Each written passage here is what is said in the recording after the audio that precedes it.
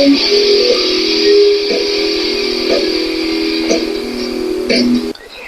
everyone, welcome to Logan's Mosh Pit. Glad to have you here.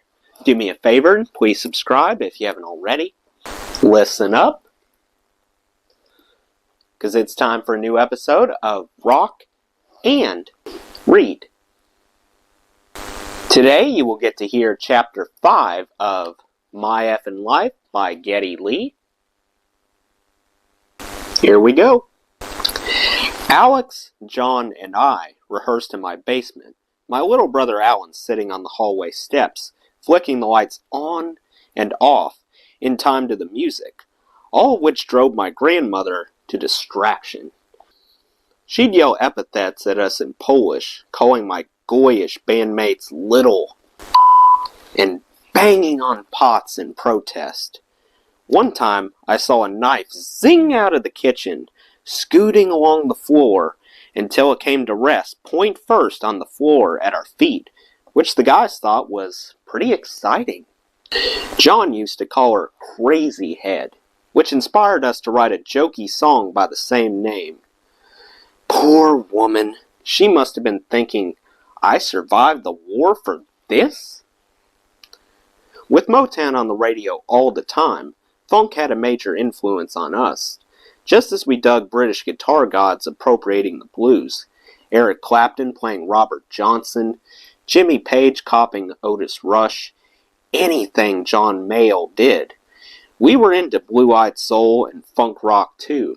The Rhinoceros instrumental Apricot Brandy was a must-learn song for us, with its infectious guitar and bass riff. We played as a trio for a while, which I loved, but as our musical taste expanded, John pushed us to inject more musicality and an even greater diversity into our sound. Around the start of 1969, we brought in a friend of Alex's named Wendy Young to play guitar and electric piano and to sing. Having a piano allowed us to play songs like Procol Harum's Kaleidoscope, and his strong rhythm guitar playing took some pressure off Alex so he could express himself better as a soloist without having to worry about filling in the sound. All in all, the addition made us a better and more polished band. Wendy also had a great singing voice, but deeper and more rockabilly than mine, and we blended quite well together, him providing backup vocals or taking the lead on certain songs. I liked singing and wasn't insecure about it. At that point, I wasn't yet screaming like the howling in Hades, as my reputation would later have it. I was singing cream and blues songs in a sort of tenor/soprano, or if you prefer, a soprano/castrato style. I was a fan of guys with a higher range, like Steve Marriott in The Small Faces and Humble Pie. Humble Pie's performance, Rockin' the Fillmore, would be a hugely influential record to me and most of my peers. You can hear the influence of I Don't Need No Doctor on my early singing. We weren't so much a product of American blues as American blues that had been shipped to England, amplified, rockified, and sent back across the water to me, sitting in Toronto, waiting for my life to begin. I would often later be compared to Robert Plant, and while he certainly pushed me into higher registers, I do think a comparison with Marriott would be more accurate. He had a soulful voice with a strong vibrato, but he rocked. Soon John Anderson's mellifluous singing would affect me too. He had a high range, but his voice wasn't scratchy or abrasive. It was beautiful, soulful, and emotive, not unlike a schoolboy chorister. Another singer who impressed me was Roger Hodgson on the early Supertramp records, and I liked both Paul Simon and Joni Mitchell a lot. Through the years, there were of course many others. I was a huge fan of B. Yerk later on in life. No one would think to make the connection, but there are certain words I sing in Rush in a very B. Yerk-like manner. I wasn't aiming for raspiness. I just responded intuitively to the music we wrote. Where my voice went was out of necessity, relating to what we were writing and the key we were writing it in. We weren't very savvy about keys either. If the key we wrote a song in felt right, I'd just have to make do. What we came to learn was that in certain lower registers, my voice had no power. But when I booted it up an octave, there was the power. Watching the movie Coda recently, I was struck by the scene in which the choir teacher tries to bring out his student's inner frustration, coaxing her to sing from the gut. She's the only hearing member of a deaf family. Even if it's an ugly sound, he says, it will feel good. Turn your angst into power. And it dawned on me that my earliest vocal style may also have been rooted in my childhood, listening to the stories of what my parents had endured in the camps, suffering all the bullying and alienation, so that when I did begin to sing, it did come rushing out as a screaming banshee. I was releasing all those suppressed emotions just by stepping up to the mic and screaming, "Oh yeah!" Of course, then I had to learn how to actually sing.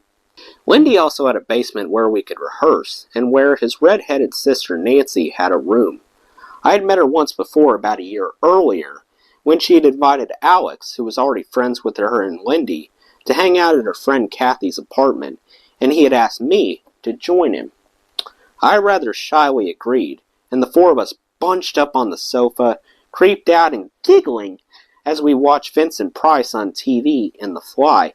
"Help me! Help me!" It was all very innocent, but to a teenager without a steady girlfriend, tantalizing too. I had made out with a couple girls, but I ached to be properly in love. Now a year later, here I was at band practice, sneaking peeks at Nancy whenever she walked bewitchingly back and forth between her bedroom and the bathroom in her leotard. I would ogle her like she was on a catwalk as we worked on music, and she shook her head, plugging her ears, making it amply clear that the noise was driving her crazy.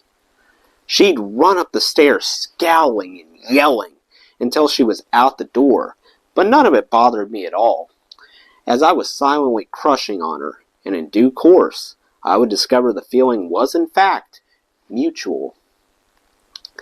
Alex and John decided to bring on board a manager, a guy named Ray Daniels. I had seen around at various shows on the Yorkville Strip and hanging around the coffee houses. He was clean-shaven with blonde shoulder-length hair that he was always playing with at the back of his head, and that he used to iron to keep straight. He had left his home in Waterdown, Ontario, and something of a hustler, earned his money however he could. He tried singing in a band, but that didn't work out, so he set his sights on managing instead. When I first met him, he had his phone and his papers on the floor, which was basically his desk.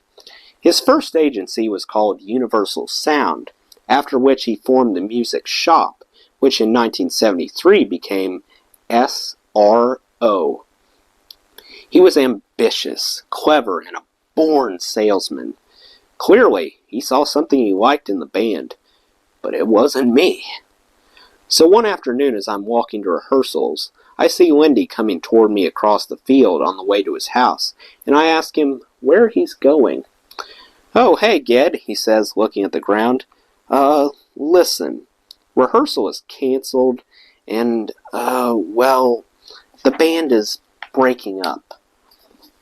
Back home, I got a hold of the other guys, but they were weird and aloof on the phone. It seemed that Rush had disbanded, though I suspected I wasn't being told the whole story. I tried not to dwell on it, and started calling around to other musicians I knew, trying to get something going. But then in May, I heard that Alex, John, and Lindy had reformed as Hadrian, after the Roman emperor, with a new bass player named Joe. It was all a ruse. I had been out and out lied to. Ray had offered to manage them, but made it clear he didn't think I was right for the band. It's important to say, however, that it turns out it wasn't his idea in the first place. I had been informed some 50 years later that it was Rutsy's. Just recently I asked Alex about that time, something I had always wondered about but never really brought up. Maybe I was afraid of the answer, I don't know. He sheepishly responded that back then, he was the kind of guy who just went along with things, and that the decision to replace me was driven by John, who was keen to reinvent the image of the band and wanted something hipper, whatever that meant. I didn't want to get on John's bad side, he told me. You know how he has a very strong personality. He made all these decisions. As for Ray, he was just being opportunistic. In my place, they brought in a friend of John's named Joe Perna, a good-looking chap whose playing, it would turn out, was not up to snuff. Whoever's idea it was, the way they all went about it was deceitful and frankly chicken. And I was shocked and hurt. Still, I didn't want to sit around and feel sorry for myself, so I said to myself, them, and resolved to start a band of my own. I've always pictured myself as a mousy kid, blowing with the wind and following the crowd. But the mysteries revealed when going back in time to write this book are, well, revelatory. I couldn't have been entirely a will-o'-the-wisp, or I would not have had the chutzpah to keep on keeping on. Clearly, music meant everything to me, and despite my supposed lack of confidence, I instinctively knew that I had to take control of my own destiny, if only hoping that success would be a kind of revenge. Like everyone, I suppose, I realized that over time I've forgotten or blocked out a lot of things. Even typing out the name Hadrian just now set a sort of fugue in motion. First, my brain took me to the hike my wife and I took a few years ago from Bonus on Solway to Wallsend along Hadrian's Wall. When trudging beside her, this memory suddenly presented itself. Hadrian was playing its debut gig at a local church, Willowdale United, and I had been curious to hear the band. I had gone to the show, but to do that, I had to give up a pair of tickets for another at Maple Leaf Gardens the same night. No big deal, really. It was only the Jimi Hendrix experience. Doh, what an idiot. I had reckoned I could always catch them next time they came to town, but Jimmy died 16 months later. Going to that Hadrian show was a mistake on another level, too. It was no fun watching my former bandmates. They had a decent, fairly enthusiastic crowd, but their playing was sloppy. They didn't really click, and Joe looked lost and struggling. Honestly, I took little pleasure in witnessing their mediocrity. Meanwhile, I had started a band of my own with Sammy Rower and Xavier's Sam Dangle, whose speedy, nimble playing was inspired by Alvin Lee. We called ourselves the Ogilvy Blues Band. It was a goofy name, but its very goofiness made us laugh. We played songs by John Mayall, Paul Butterfield, and 10 Years After, and even wrote a couple of our own, and got pretty good in short order. We were just a blues band, but pretty decent mimics at our young age, booking several gigs around southern Ontario throughout the late spring and early summer of '69. One time, about an hour before going on stage at a small club in Ancaster, bright spark that I was, I decided to drop some LSD. Launching into our set, I did my damnness not to let myself trip. Mind over surreal matter.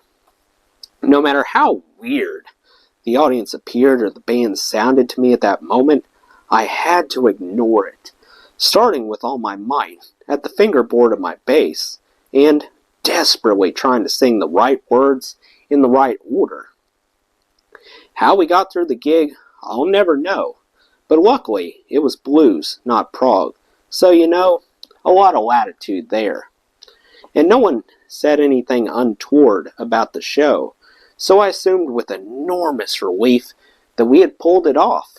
I wonder if Doc Ellis went through the same thing the day he pitched his no-hitter on acid. Maybe he enjoyed the ride, but I certainly did not.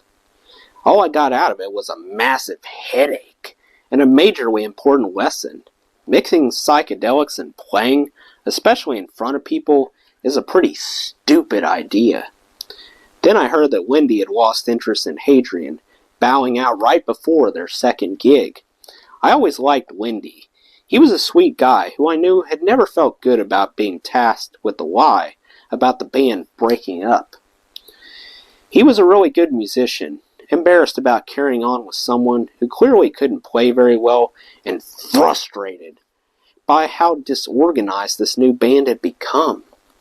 I contacted him and asked if he would come to rehearsal to check out my new band. We jammed well, and he agreed to join us for the long term, which felt good after what had gone down. By then, Ray Daniels had started his company, Universal Sound, hoping to book gigs for Hadrian and the man, us. He found our quirky name problematic, however, and asked for something easier to pronounce. So about the time Wendy joined, we changed it to Judd. I never cared for it. It was hardly more alluring, but if more work came our way, what the heck? Quite often I'd run into Alex and John hanging around Ray's office, the apartment he shared with our friend and our very first roadie, Ian Grandy. As for Alex and John, despite my being dumped by them, we were still friendly, mostly just hanging around and getting high. I refer to that period as the summer of acid, as we were so bored and restless between gigs that we'd invariably end up smoking dope or dropping a tab, then raiding Ray's fridge and eating whatever we found in it. He would come home and start freaking out. "Who ate my salami? Who ate my salami?" While we fell about laughing. Those acid trips, by the way, were the almost inevitable rite of passage for the era, but I rarely enjoyed them. I usually ended up feeling paranoid and decidedly unhappy. Coming home quite evidently out of it, I'd have to duck around my mother as she demanded, "What's the matter with your eyes?" I just copped a drink and a beer and then scurry up the stairs.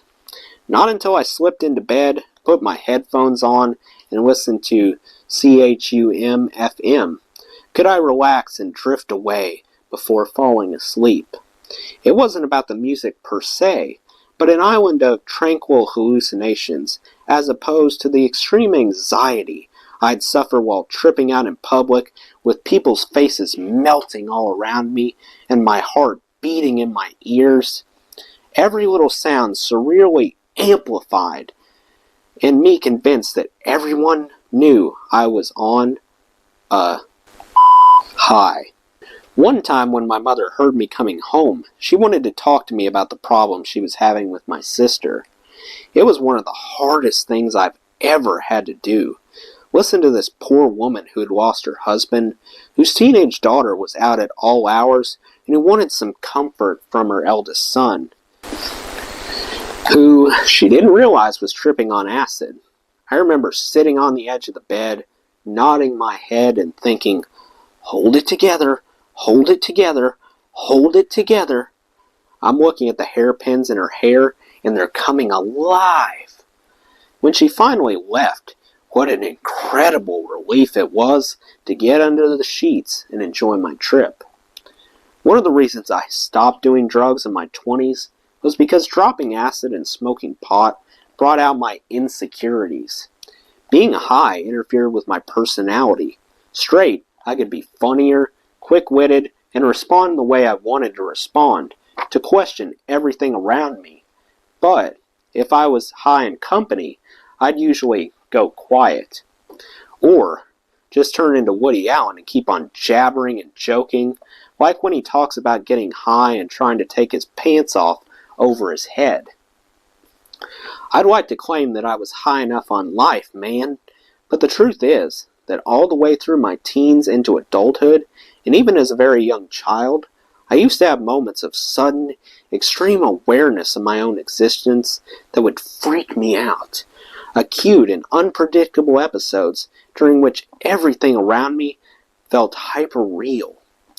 I guess now we would call this existential angst, but at the time, I had no words to explain it, only that I spent too much time alone inside my own head.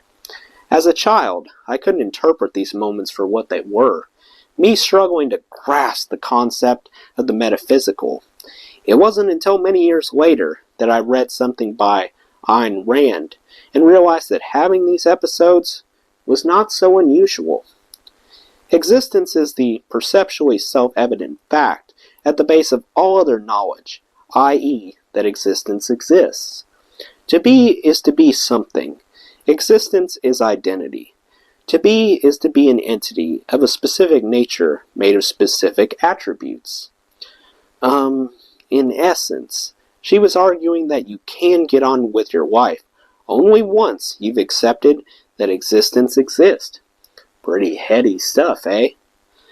A fancy explanation for navel-gazing, perhaps, but I found it reassuring. I still have those moments. They're far less frequent, and they don't freak me out as they used to, but the feeling is like an old, uneasy friend. If I stop myself right now in mid-sentence and look around this room, the feeling takes me over. I've time-warped outside of a conversation as if my own personal camera has pulled back on the scene, is scoping me and my life, freezing me in the moment. Where was I? Oh, right. Hadrian was failing to get much work, if any. I took my new girlfriend, Charlene, to a gig at St. Timothy's or something, Alex now tells me, and I remember how horrible it was. It was so flailing. Nobody could play. Bob Vopney, our new singer and second guitar player, sat there saying stupid things, reading aloud, I remember, with his glasses and a light on, like, "The Fool on the Hill," in a self-important voice, and I was like, oh my God, no. What is going on here? After that gig, the band just fell apart. In the fall of '69, Rutsey called to ask me back, feeling shame and remorse apparently. He knew he had up, and that it was now up to him to make amends. As was so often the case with Rutsey, Alex says, after a month or 6 weeks, he'd suddenly flip, and you're his best friend all of a sudden. The reason I didn't bear a grudge for long was that I really missed playing with Alex, and still thought that Rush was a more exciting alternative to the band I had started. I saw the potential for something heavier and more original, and the practical thinker in me was willing to drop resentments. Whatever blow to my ego I may have sustained was behind me, and I won't deny that there's something sweet to savor in your ex-bandmates admitting they made a mistake and confessing they need you more than you need them. In the end, the whole painful experience made the 16-year-old me more confident, not to mention more skeptical, which, let's be frank, is not a bad thing to have in your toolkit, especially, as will be amply illustrated later on, when it comes to dealings in the music business.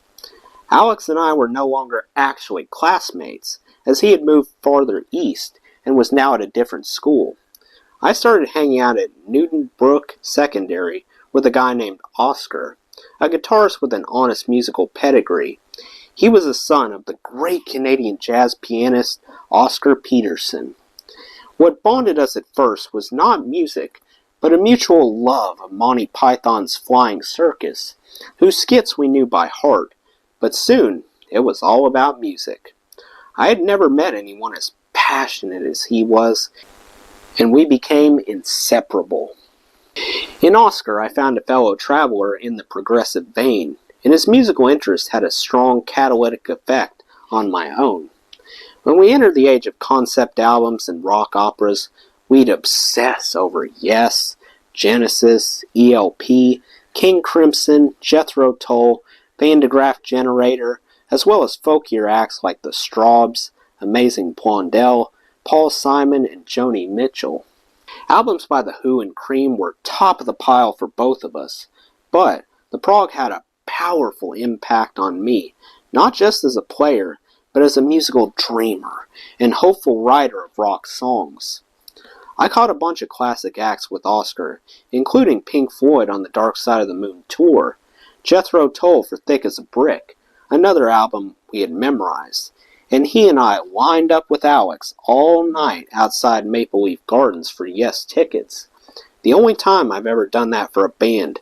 Freezing our butts off in the late October air, taking turns fetching coffee, people around us pitching tents on the sidewalk, and partying until dawn. It was worth the wait, too, as we got second-row tickets. Oscar and I also caught Genesis' first Toronto show, opening for Lou Reed at Massey Hall. One of the mismatches booked without regard for fans' tribal allegiances. Genesis arrived late, and without most of their highly-touted light show, but the bare-bones set was still so powerful, so mesmerizing, that by the time Reed started his laid-back set, a lot of people were already drifting to the exits, ourselves among them. We also loved to get high together. I don't know what we were thinking, but one time we even dropped acid at school. We were in class when I started tripping, and all I could think was, I have to get out of here, which we both did as soon as the bell rang. We'd often bunk school and go to one of our houses, fry up some Spam, listen to music, and jam together. Whether our meeting was sheer social accident or due to us both being outcasts, we were instantly drawn to each other. We both felt like outsiders. Just as he was the first black person I'd ever known, I was often acutely aware of being the first Jew many of my friends had encountered. He was also, in a sense, fatherless like me.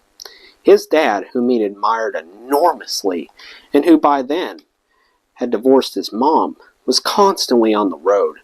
I remember hanging around on his birthday, waiting for Oscar Sr. to phone. The phone call never came. Oscar just laughed, and we celebrated anyway, but his disappointment was palpable. It hit me hard. I couldn't imagine a father forgetting such a thing. But he had a devilish sense of humor, and his way of dealing with difficult matters was to laugh at the most inappropriate times. He laughed all the way through The Exorcist, for instance, while I was so terrified I slept with the light on that night. He thought it was a comedy. In hindsight, perhaps it was. Meanwhile, Rush was heavying up its sound. And what happened in 1969 to bring this on? At the corner of Toronto's Yonge Street and Davenport Road stood a venerable old building most of us had strolled past many times on our way to nearby Yorkville Village without taking much notice. It had been built as a Masonic temple, but by 1969 that edifice of secrecy had become the coolest rock and roll club and venue in town, the Rock Pile. In February, John had been one of the few attendees of a show there by an unknown band called Led Zeppelin.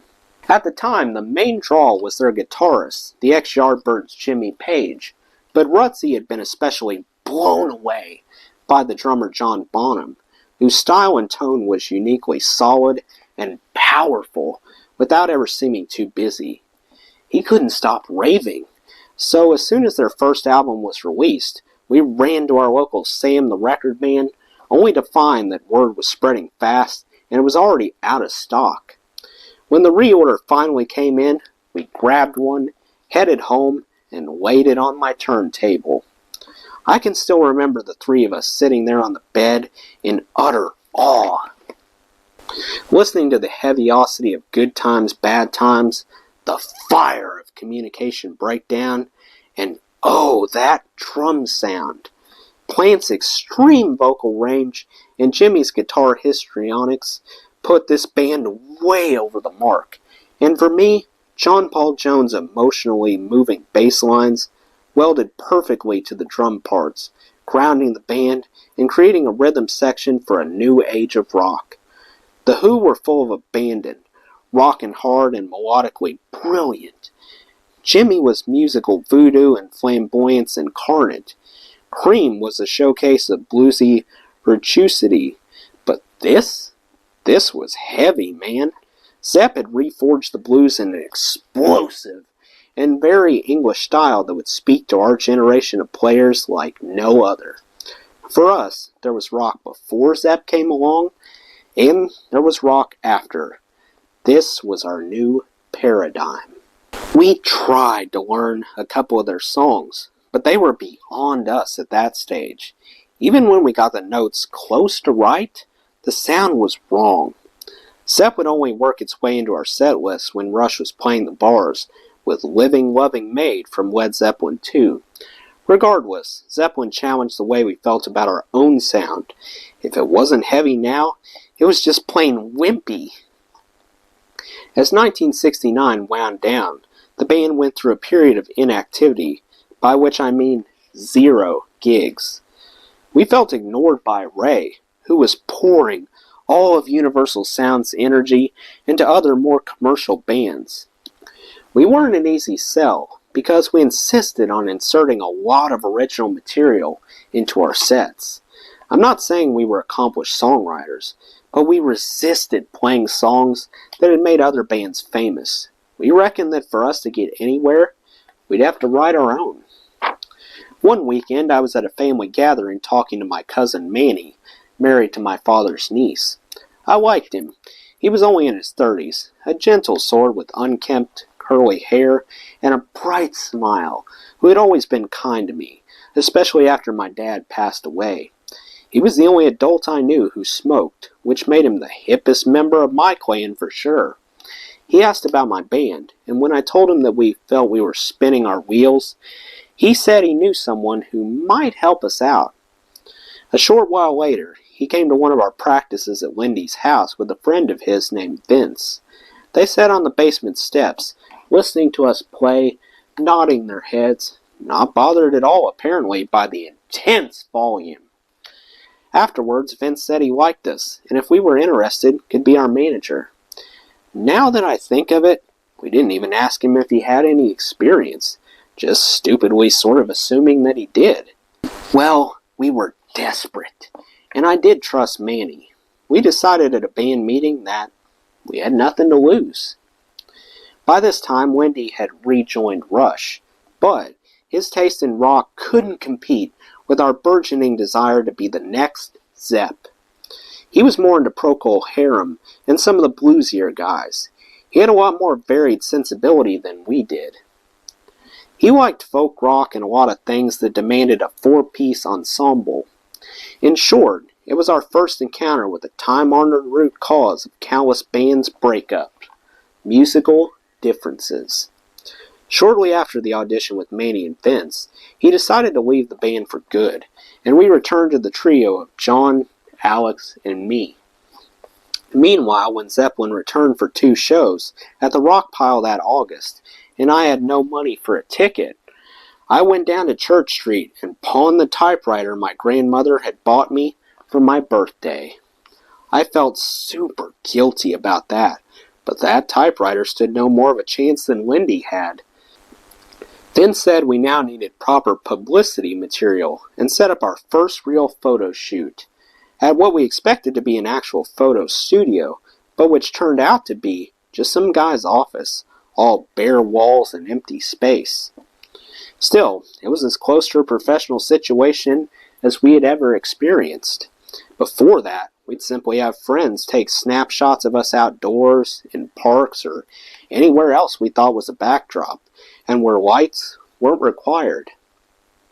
At the makeshift studio, Ben stood at the back suggesting poses. The photographer had wrapped us in a blanket so that just our heads stuck out. Was he thinking of Pink Floyd's publicity shot from the year before, of the band shrouded in a pink sheet? And just as he was about to take a shot, Vince said, "Guys, make stoned eyes. Look like you're stoned." Is this guy for real? I mean, how do you make stoned eyes? Then he directed Alex to stretch his hands out in front of his face, eyes peering between his fingers at the camera. Whatever psychedelic effect the guy was after, when we saw the shots a couple days later, we just laughed at how goofy Alex looked. He asked us to rendezvous with him at a second-story club on Young Street to meet the owner, a guy he knew named Marvin. We were at first excited by the possibility of an actual gig and said, okay, But when we walked upstairs, we were greeted by signs advertising a club called Starvin' Marvin's Burlesque Palace. Vince introduced us to this chubby, bearded dude who sized us up and asked us questions about our songs, and it was immediately clear that Vince had been grooming us to be the house band there. We said nothing and left the club pretty downcast, indignation rising with every step we took away from this place. Every instinct in my body told me this was wrong. Finally, the guys looked at me and said, "Kid, this is up. No way we're doing this. You gotta call Manny and get us out." Manny was put off at first, but really had no choice. After all, we were cousins. He said he'd take care of it, and that was that. We never spoke of it afterwards, nor did I ever see Vince the hairdresser again. But Make Stoned Eyes lived on forever in the Rush lexicon, never failing to crack Alex and me up, especially in the middle of future photo sessions. Shortly after that, someone asked if we would be interested in playing a bar mitzvah. But unlike the basement party I had played at Anthony's when I was 15, this was a big and proper dinner in a rented hall with stage lighting and all. By then, we were playing more high schools and accumulated a little more gear, but were still not gigging a ton, and would take almost any gig that came along. We set up on the day, and everything seemed to be going just fine, until we cranked it up and started to play. The kids were digging it, but within moments the older guests, especially the ladies, with their bouffant hairdos and flounced dresses, were running for the exits, with their ears covered, yelling, "Make it stop! Make it stop!" The bar mitzvah boy's father stood in front of the stage, waving his hands and shouting, "I'll pay you, but you can't play anymore. That's it. Show's over." Kinda stunned, we had no choice but to tear our gear down, even as several of them continued to complain. "Oh, Gewalt! This you call music?" I can still picture the poor boy watching us pack up and looking forlorn. "Sorry, kid. Didn't mean to wreck your big day." Meanwhile, I had come to a crossroads with my education. In 1968, I had started grade 10 at Newton Brooks Secondary School, but just a year and a half later was not really staying the course. The only thing that stopped me from quitting was knowing my mother would be heartbroken. The looming decision was tearing me apart. All I thought about was music, listening to records and learning songs, working on my chops and trying to write my own material. At that point, we were playing high school concerts and dances. Yeah, you heard me right. Dances. I know it's hard to imagine, but we most certainly did play Sadie Hawkins' dances, where the girls picked the guys to dance with under a twirling mirror disco ball, and Halloween dances with everyone in costume. To come clean, people rarely actually danced to our music at these events, and we weren't even playing in 7/8 yet. One time we were booked to play a high school near Managerial, Ontario, about 300 kilometers from Toronto. We set off at the end of our school day, but underestimated the travel time. We got there later, were greeted by the attendees standing out in front of the gymnasium with their arms crossed, and had to load into a chorus of jeering. The audience watched our set from the back of the room. I remember thinking as we played, weird, don't they know that we don't bite? Maybe they were intimidated by our volume, or maybe they really hated our sound. But either way, though, they did eventually warm up a bit. The gig was not a smashing success, and a message to me about priorities. We didn't have much gear. 2 amps, a guitar, a bass, and a drum kit. To get to neighborhood gigs, we'd beg one of our parents to make a couple round trips with instruments poking out of every orifice on the vehicle, but as we were taken farther and farther afield, we started leaning on one of the few friends we had with licenses and access to a car or van. There was Gary Doc Cooper, a neighbor of Alex and John's with a car of his own, who'd drive us so long as we paid the gas. Larry Label Back was another, and a guy named Ron who had an actual VW van. For several years they helped us hump the equipment, rent a U-Haul, or what have you. I can still picture myself crouching for hours atop an amplifier in the back, painfully pretzeled, but happy that we were on the road. However late we'd get back to town, it became a routine of ours to grab a bite at a 24-hour diner called Fran's, where I'd automatically order the open-faced roast beef sandwich. A very ordinary memory that conjures up the feeling for me of camaraderie and cheating life just a bit. We ought to have been in school being groomed to become proper citizens, but we were pursuing our dream instead. Maybe that's why, for Rush's entire career, having a drink alone with Alex and Neil after almost every show would be so important. It was a nightly reminder that we had gotten away with it. Inevitably, as my attendance dwindled and my already mediocre marks took a deeper nosedive, I was called in to see a guidance counselor, a Mr. Woodhouse, who you could say was my first therapist. He wanted to know it all, my history, my goals, and why I was struggling. After a few sessions, he asked me if I smoked cigarettes, which I did. Back then, pretty much every kid I knew smoked. He locked the door, and we lit up. It impressed the out of me that he was less concerned about breaking school rules than winning my trust. Sometimes we'd drive over to a nearby deli or coffee shop to smoke and talk and drink coffee. He was the first adult male since my father passed away who treated me as an equal.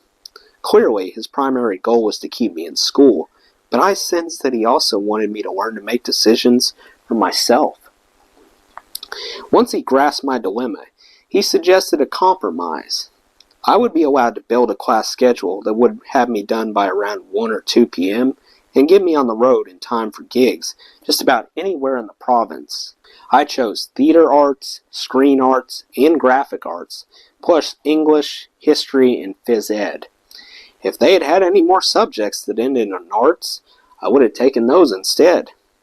He pointed out that my post-secondary education options would be almost non-existent if I dropped both math and science, but since I had no intention of going to university anyway, I didn't care.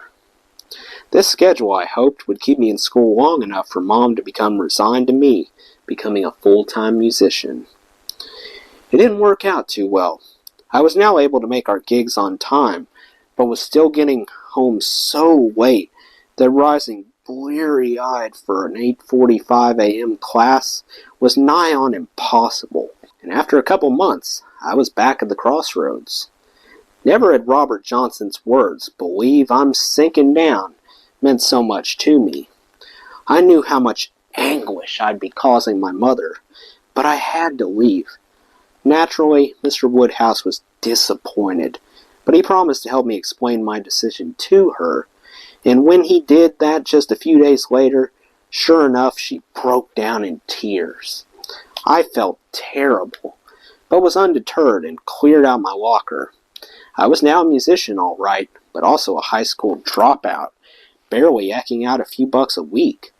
I was scared, but resolute. I had to conjure a proper living now from nothing but a dream and a band, one that had already kicked me out once. If for no other reason than to just justify what I was putting my mother through. When I got home, she wouldn't talk to me. It's a standard quip to say that Jewish parents want you to become a doctor or a lawyer, but she really thought I was insane. The music and the culture were utterly alien to her. She figured it was a one-way road to drug addiction, at best the equivalent of running away to join the circus. Thinking back on that critical juncture in my life, I'm struck by what a different person I'd become from the one I'd been as a little kid. For years I'd been chronically indecisive, a procrastinator, vague and aimless, possessed of few options. Neither teachers nor parents had ever really encouraged me to make up my own mind about anything. I was sheltered. I was a blank page. Mom and Dad simply told me to do what I was told, and I obeyed. The only helpful thing my mother ever said to me in that regard was after she had been watching me play with a bunch of kids on my street and saw that anything they did, I did. That's when she pulled me aside and said, "Garçon, be a leader, not a follower." Even though she never taught me in my early life how to be a leader, on the contrary, in fact, she apparently expected me to be one. I have to imagine that her memories of the war had taught her this in the hardest of all possible ways. That phrase in her voice would reverberate in my brain throughout my life. As I grew, I made conscious efforts to formulate opinions, to educate myself so that I could participate in conversation and examine my own feelings about any given subject.